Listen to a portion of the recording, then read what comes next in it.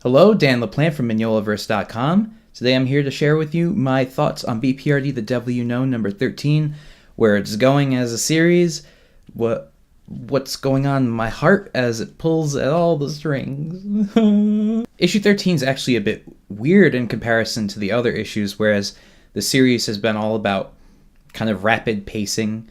But a lot of people have been arguing that that's a good or a bad thing. I personally don't mind it. I've noticed it a couple times, but regardless, the whole series as a whole, all of BPRD Devil You Know has just been like super fast paced, whereas this issue kind of takes a bit of an aside for half of it. It's actually kind of simultaneous action happening, where there's one through line of the BPRD trying to get everybody to the sanctuary underground. Whether or not it's actually going to exist or not, there's still some ambiguity as to what it is. And the other half is literally Hellboy, Liz, and Abe just kind of walking towards Rasputin, but just chatting, trying to calm Hellboy down. Liz and Abe are being remarkably calm, and Hellboy is really freaking out. It's kind of a little bit comedic, honestly. It's very weird, but there's a lot of cross-cutting. I'm using film terms. I don't know how else to talk about it. Cross-cutting, it's what it is. I don't know. Yeah, it's kind of goofy in a way. I mean, obviously, there's a lot of, like, doom happening, but whenever you have Liz talking to anybody, it's gonna be comedic because she's just an butthole. She's a butthole. I can't swear anymore in this. Bleep that out. Bleep that out with the word butthole. The art in this has been great. Like, I don't know. I don't know what else you want me to say. It's Campbell art. Like, you know, it's good. Although, actually, in this issue, unless it's... I'm pretty certain this is Mignola art. Although, like, obviously it's trying to be Mignola art. I'm pretty certain it's Mignola art. Or it could just be his best rendition at doing Mignola. I mean, it's a very brief panel, so it could just be him trying to mimic the artwork. Also, this really cool part where Alice Monaghan shows up with all the elves. A cool little tie-in too to I believe it's kind of referencing the new winter special, isn't it? A little bit. Which kind of leads me to believe that because it's, you know, it's the same animals who are also people thing going on, where they're looking out over the water like this. I don't know. This is a new camera for me, so I don't know. It's on autofocus. I'm sorry if it's being annoying.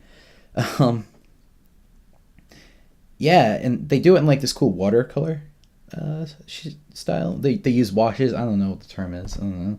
Again, if you're here for proper technical terms, then I don't know what you're doing here. But that kind of makes me wonder, since she is with them, maybe whenever they do a new sequel to BPRD Vampire, we'll actually see her show up in it. So that'd be pretty cool. I mean, like, the sequel was the winter special thing, but if we ever actually get a full book, she could show up in it. That'd be pretty cool. Well, that wouldn't really make a whole lot of sense. That wouldn't make any sense. I don't know. I mean, like, if it was something now... no, never mind. That doesn't make any sense. Scratch that. What? The time periods don't make any sense. I don't know. Whatever. She's like 70 at this point. Otherwise, this issue is just as the last 10 issues have been. Your favorite character is getting murdered. The book. And it's been really sad and terrible for me. Poor goddamn O'Donnell martyring himself for the rest of the group. Poor guy. I love that guy. Just dies like Professor Broom to the frogs. Honestly, I'm not gonna lie, with this cover, I really thought they were gonna axe off Howard's. I kind of was expecting it. I'm glad they haven't, because I love Howard's, but I don't know. I was kind of thinking it would happen. Phoenix is starting to become important, though, or at least they're teasing at it. How exactly she's important, I don't know. Then Eris shows up. I don't know. This is very interesting. The whole thing with Eris. I saw a lot of people talking online that maybe Eris is the witch from Witchfinder, Lost and Gone Forever. They haven't really confirmed anything to do with that, but it would make a lot of sense since, I don't know, they look kind of similar. They have different hair, though. I don't know. But it is a ghost thing, so we'll see. But it's teasing that she has something in her brainy brain that's super important. I don't know what it is. But we'll find out eventually, I guess. I don't know. That's a lot of this issue was. A lot of stuff we'll find out. Also, in the end, Eddie shows up and they have like a nice little funny dialogue. Always like, is this gonna hurt? And Eddie's like, yes, Hellboy, this is going to hurt. Poor Eddie. Man just wants to die. I mean, he's gonna die. Unless this turns out terribly, in which case he won't die. Man, that would suck for him if he doesn't die. Although I'm pretty certain he's going to. Whoa! I actually didn't even notice this page with the giant rhino. Oh, this is a cool page. Holy crap.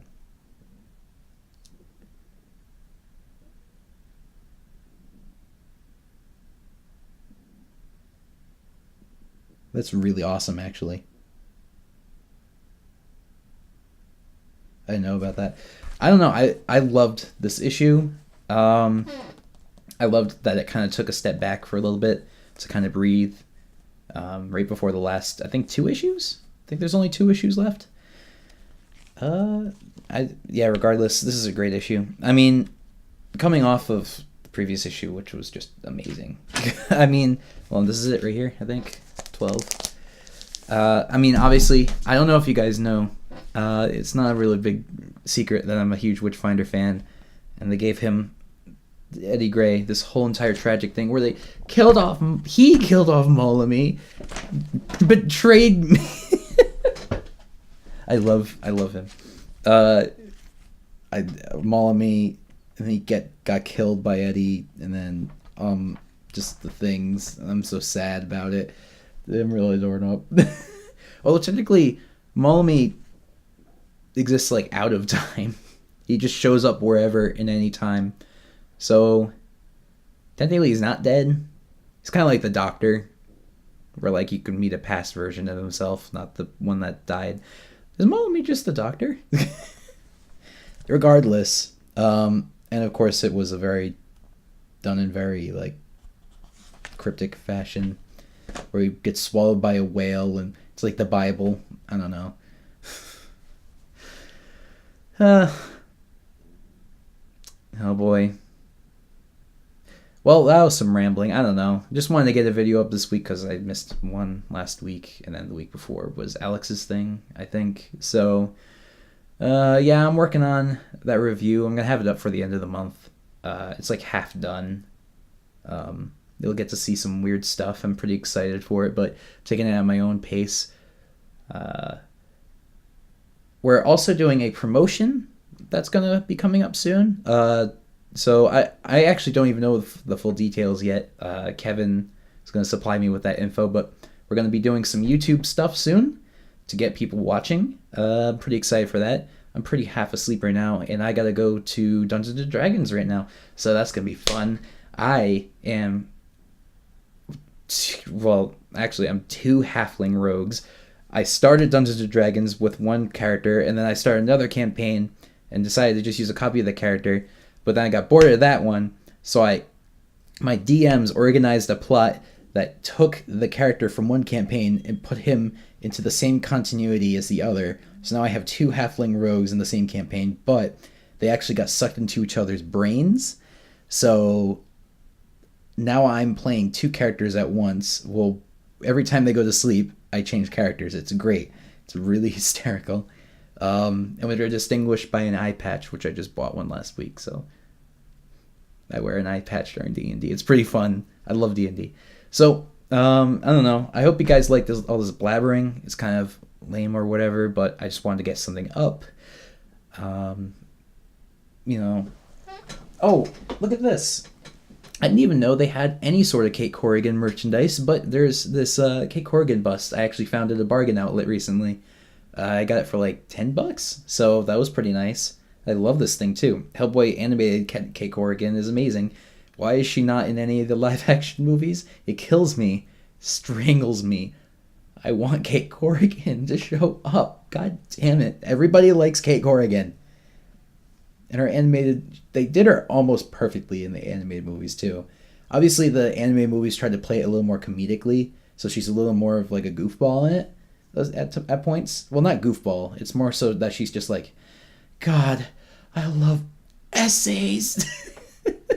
Which is totally fine with me. I'm all for differing interpretations of characters.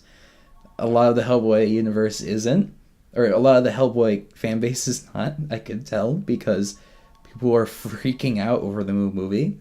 My opinion on it is that I think it looks pretty good. I like different interpretations of stuff. I don't know. But you know. I've been blabbering. I don't know. I need to get going. Bye.